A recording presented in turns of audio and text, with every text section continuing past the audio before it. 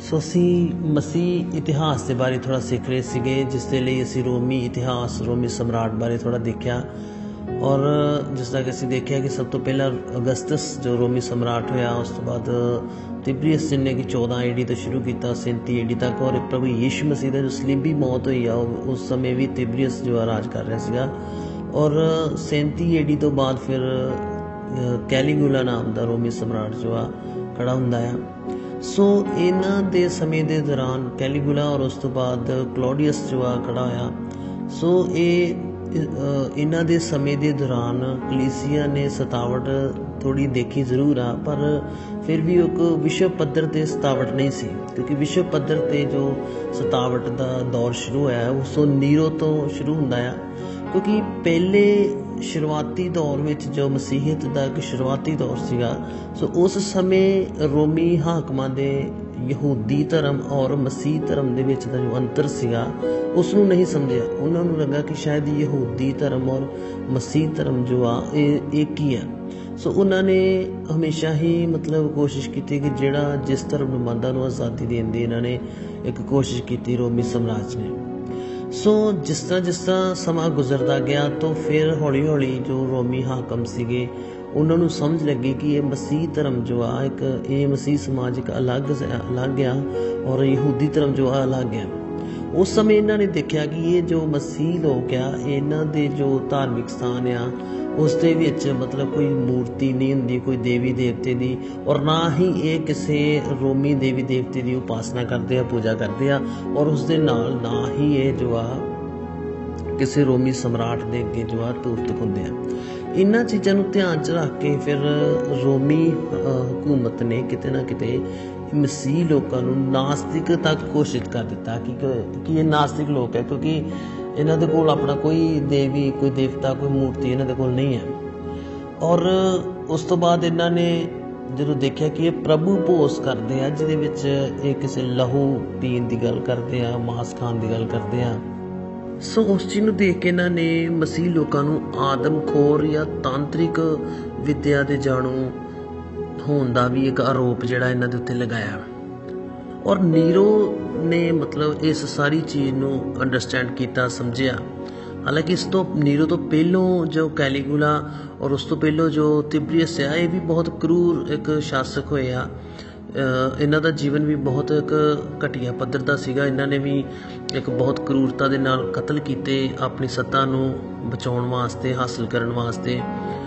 ਹਾਲਾਂਕਿ ਕਲੌਡੀਅਸ ਜੋ ਆ ਇੱਕ ਬਹੁਤ ਅੱਛਾ ਇੱਕ ਰਾਜ ਉਹਨੇ ਕੀਤਾ, ਇੱਕ ਅੱਛਾ ਸਮਰਾਟ ਹੋਇਆ।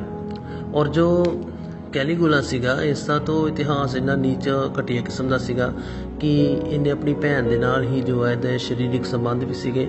ਆਪਣੀ ਪਤਨੀ ਨੂੰ ਇਹਨੇ ਬਿਨਾਂ ਵਸਤਰ ਦੇ ਪਰੇਡ ਕਰਵਾਉਂਦਾ ਸੀਗਾ। ਇਸ ਪ੍ਰਕਾਰ ਦੇ ਕੁਝ ਤੱਥ ਜਿਹੜੇ ਇਹਨਾਂ ਦੇ ਦੇਖਣ ਨੂੰ ਮਿਲਦੇ ਆ।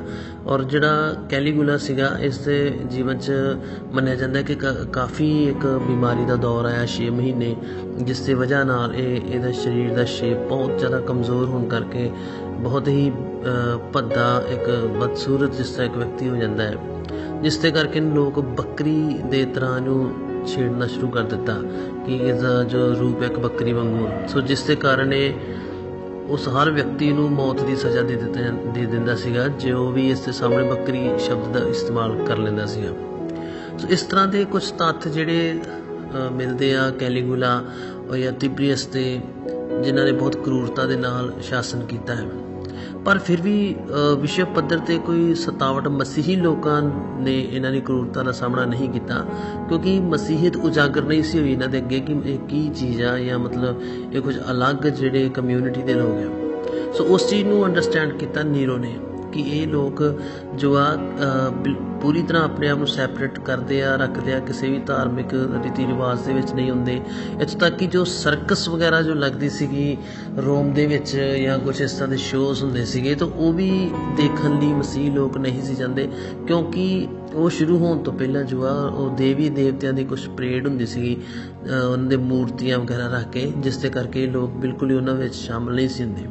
ਇੱਥੋਂ ਤੱਕ ਕਿ ਮਸੀਹ ਲੋਕਾਂ ਦੇ ਨਾਲ ਰੋਮੀਆਂ ਦੇ ਜੋ ਕਾਰੋਬਾਰ ਵੀ ਆਪਸ ਵਿੱਚ ਇਹਨਾਂ ਦਾ ਤਾਲਮੇਲ ਠੀਕ ਨਹੀਂ ਸੀ ਬੈਠਦਾ, ਕਿਉਂਕਿ ਇਹ ਇੱਕ ਇਹੋ ਜਿਹੀ ਸੀਮਾ ਰੇਖਾ ਆਪਣੇ ਲਈ ਖਿੱਚ ਕੇ ਰੱਖਦੇ ਸੀ ਕਿ ਜਿੱਥੇ ਵੀ ਇਹਨਾਂ ਨੂੰ ਆਪਣਾ ਇੱਕ ਵਿਸ਼ਵਾਸ ਤੇ ਅਨੁਸਾਰ ਇਹਨਾਂ ਨੂੰ ਕੁਛ ਨਹੀਂ ਸੀ ਲੱਗਦਾ ਤਾਂ ਉੱਥੇ ਇਹ ਸੀਮਾ ਨਹੀਂ ਸੀ ਪਾਰ ਕਰਦੇ। ਸੋ ਇਸ ਕਰਕੇ ਇਹਨਾਂ ਦੇ ਨਾਲ ਇਹ ਰਹਿਣਾ ਮਿਲਣਾ ਰੋਮੀ ਸਾਮਰਾਜ ਲਈ ਬਹੁਤ ਔਖਾ ਹੋ ਚੁੱਕਾ ਸੀਗਾ। ਔਰ ਸਭ ਤੋਂ ਵੱਡੀ ਚੀਜ਼ ਜਿਹੜੀ ਸੀਗੀ ਕਿ ਇਹਨਾਂ ਨੇ ਸਮਰਾਟ ਪੂਜਾ ਤੋਂ ਇਨਕਾਰ ਕਰ ਦਿੱਤਾ, ਜਿਸ ਦੇ ਕਾਰਨ ਜੋ ਸਤਾਵਟ ਦਾ ਜਿਹੜਾ ਦੌਰ ਨੀਰੋ ਦੇ ਸਮੇਂ 'ਚ ਆਇਆ ਵਾ ਉਹ ਸ਼ੁਰੂ ਹੋ ਜਾਂਦਾ ਹੈ। ਸੋ ਨੀਰੋ ਦੇ ਬਾਰੇ ਅਗਰ ਅਸੀਂ ਥੋੜ੍ਹਾ ਦੇਖੀਏ ਤਾਂ ਨੀਰੋ ਇੱਕ ਇੰਨਾ ਜ਼ਿਆਦਾ ਕਰੂਰ ਸੀਗਾ। ਔਰ ਇਹਨੇ ਜਦੋਂ ਰਾਜਾ ਬਣਿਆ ਵਾ ਨੀਰੋ ਤਾਂ ਇਹ 18 ਸਾਲ ਦੀ ਉਮਰ ਦੇ ਵਿੱਚ ਰਾਜਾ ਬਣ ਗਿਆ।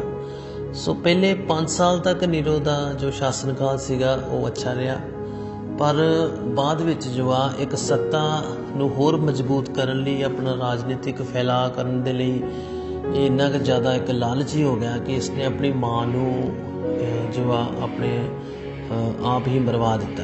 ਉਸ ਤੋਂ ਬਾਅਦ ਇਸਨੇ ਆਪਣੇ ਪੂਰੇ ਪਰਿਵਾਰ, ਆਪਣੀ ਪਤਨੀ, ਸਾਰਿਆਂ ਨੂੰ ਮਰਵਾ ਦਿੱਤਾ ਇਹਨੇ, ਨੀਰੋ ਨੇ। ਇੰਨਾ ਜ਼ਿਆਦਾ ਇਹ ਇੱਕ ਕਰੂਰ ਸੀਗਾ ਬੰਦਾ। ਔਰ ਮਸੀਹ ਲੋਕਾਂ ਦੇ ਉੱਤੇ ਇਹਦੀ ਜੋ ਅਤਿਆਚਾਰ ਦੀ ਇੰਤਹਾ ਇੱਥੋਂ ਤੱਕ ਹੋ ਚੁੱਕੀ ਸੀ ਕਿ ਇਸਨੇ ਇੱਕ ਜਿਉਂਦੇ ਮਸੀਹੀ ਲੋਕਾਂ ਨੂੰ ਹਿਊਮਨ ਲੈਂਬ ਬਣਾ ਦਿੱਤਾ। ਇੱਕ ਜਿਹਨੂੰ ਕਹਿ ਸਕਦੇ ਆਪਾਂ ਇੱਕ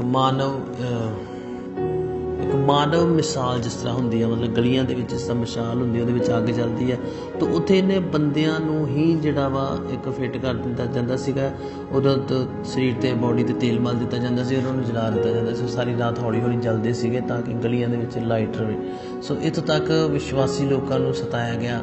ਔਰ ਇੱਕ ਅਗਨੀਕਾਂਡ ਇੱਕ ਹੋ ਗਿਆ ਇਹਦੇ ਸਮੇਂ ਦੇ ਵਿੱਚ, ਨੀਰੋ ਸਮਰਾਟ ਦੇ ਸਮੇਂ 'ਚ 53 AD ਤੋਂ ਲੈ ਕੇ 68 AD ਤੱਕ ਇਹਦਾ ਸਮਾਂ ਆ। ਸੋ ਇਸੇ ਸਮੇਂ ਦੇ ਦੌਰਾਨ ਇੱਕ ਅਗਨੀਕਾਂਡ ਹੋ ਗਿਆ, ਜਿਸ ਤਰ੍ਹਾਂ ਮਤਲਬ ਇੱਕ ਏਰੀਏ ਦੇ ਵਿੱਚ ਰੋਮ 'ਚ ਬਹੁਤ ਵੱਡਾ ਅੱਗ ਲੱਗ ਗਈ ਔਰ ਬਹੁਤ ਜ਼ਿਆਦਾ ਨੁਕਸਾਨ ਹੋਇਆ। ਔਰ ਨੀਰੋ ਨੇ ਕੀ ਕੀਤਾ, ਉਹਦਾ ਸਾਰਾ ਇਲਜ਼ਾਮ ਜਿਹੜਾ ਉਹ ਮਸੀਹੀ ਲੋਕਾਂ ਦੇ ਉੱਤੇ ਲਗਾ ਦਿੱਤਾ, ਜਿਸ ਦੇ ਨਾਲ ਇਹਨੂੰ ਇੱਕ ਬਹੁਤ ਵੱਡਾ ਇੱਕ ਪੁਆਇੰਟ ਮਿਲ ਗਿਆ ਇਹਨਾਂ ਨੂੰ ਸਤਾਉਣ ਦਾ ਜਾਂ ਮਾਰਨ ਦਾ। ਤੋ ਇਸ ਅਗਨੀਕਾਂਡ ਦਾ ਇਲਜ਼ਾਮ ਲੱਗਣ ਤੋਂ ਬਾਅਦ ਮਸੀਹੀ ਲੋਕਾਂ ਨੂੰ ਬੇਹਿਸਾਬਾ ਇੱਕ ਇਹਨਾਂ ਨੂੰ ਸਤਾਵਟ ਜੋ ਦਿੱਤੀ ਗਈ। ਔਰ ਨੀਰੋ ਦੇ ਸਮੇਂ 'ਚ ਜੋ ਆ ਮਤਲਬ ਇਹਨਾਂ ਨੂੰ ਜਿੰਨਾ ਸਤਾਇਆ ਗਿਆ ਉਹਨਾਂ ਸ਼ਾਇਦ ਹੀ ਉਸ ਤੋਂ ਬਾਅਦ ਮਸੀਹੀ ਲੋਕਾਂ ਨੇ ਸਤਾਵਟ ਦਾ ਜਿਹੜਾ ਦੌਰ ਦੇਖਿਆ ਹੋਵੇ। ਔਰ ਇੱਕ ਕਹਾਵਤ ਵੀ ਉਸ ਸਮੇਂ ਚੱਲਦੀ ਸੀ ਕਿ ਰੋਮ ਜਲਦਾ ਆ ਔਰ ਜੋ ਨੀਰੋ ਬਹੁਤ ਸ਼ਰੀਫ ਜਾਂਦਾ। ਇਸੇ ਇੱਕ ਕਹਾਵਤ ਜਿਹੜੀ ਬਹੁਤ ਚੱਲੀ। ਔਰ ਇਹ ਜੋ ਅਗਨੀਕਾਂਡ ਸੀਗਾ 64 AD ਦੇ ਵਿੱਚ ਵਾਪਰਿਆ, ਜਿਹਦਾ ਇਲਜ਼ਾਮ ਜਿਹੜਾ ਮਸੀਹੀ ਲੋਕਾਂ ਦੇ ਉੱਤੇ ਲਗਾਇਆ ਗਿਆ। ਔਰ ਨੀਰੋ ਸਮਰਾਟ ਦੇ ਸਮੇਂ ਵਿੱਚ ਹੀ ਜੋ ਆ ਪਤਰਸ ਔਰ ਪੌਲਸ ਜੋ ਆ ਉਹਨਾਂ ਨੂੰ 68 AD ਦੇ ਵਿੱਚ ਜੋ ਆ ਲਗਭਗ 67-68 AD ਦੇ ਵਿੱਚ ਜੋ ਆ ਉਹਨਾਂ ਨੂੰ ਸ਼ਹੀਦ ਕੀਤਾ ਗਿਆ। ਔਰ ਇਸੇ ਹੀ ਸਮੇਂ ਦੇ ਦੌਰਾਨ 68 AD ਵਿੱਚ ਹੀ ਨੀਰੋ ਦੇ ਜੋ ਰਾਜ ਦਾ ਅੰਤ ਹੋ ਜਾਂਦਾ ਆ। ਔਰ ਇਹ ਪਹਿਲਾ ਦੌਰ ਸੀਗਾ ਸਤਾਵਟ ਦਾ ਜੋ ਨੀਰੋ ਦੇ ਸਮੇਂ ਸ਼ੁਰੂ ਹੋਇਆ।